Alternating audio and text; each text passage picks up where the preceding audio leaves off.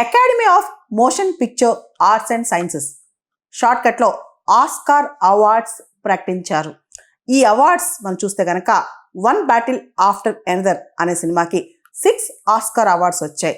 దీని ఇతివృత్తం కూడా ఈ వన్ బ్యాటిల్ ఆఫ్టర్ ఎనదర్ అనే మూవీ స్టోరీ లైన్ కూడా చాలా డిఫరెంట్.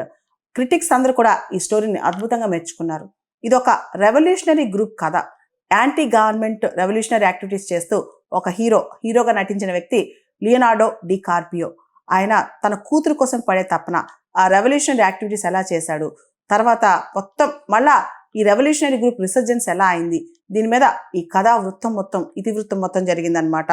మనం చూస్తే గనక కథలో ఒక స్ట్రెంగ్త్, ఒక బలం ఉండి పాత్రల మధ్య మంచి సంఘర్షణ ఉంటే గనక బాక్స్ ఆఫీస్లో ఆ సినిమా ఎంత డబ్బులు వచ్చాయో పక్కన పెడితే ఆ సినిమా మాత్రం ఆస్కార్ లెవెల్లోకి వెళ్ళిద్దని చెప్పి వన్ బ్యాటిల్ ఆఫ్టర్ ఎనదర్ అనే స్టోరీ నిరూపించిందనమాట. సినీ రంగంలో అత్యంత పవర్ఫుల్, అత్యంత ప్రతిష్టాత్మకమైన, అత్యంత ప్రెస్టీజియస్ అవార్డ్స్ ఆస్కార్ అవార్డ్స్ అనమాట. ఈ ఆస్కార్ అవార్డ్స్లో ఏకంగా 6 ఆస్కార్ అవార్డ్స్ని గెలుచుకున్న cinema one battle after another అనమాట. అదే ఈ ఏడాది మేటి చిత్రం అయింది. One battle after another movie ఈ ఏడాది బెస్ట్ పిక్చరే కాదు 6 ఆస్కార్స్ గెలుచుకుంది.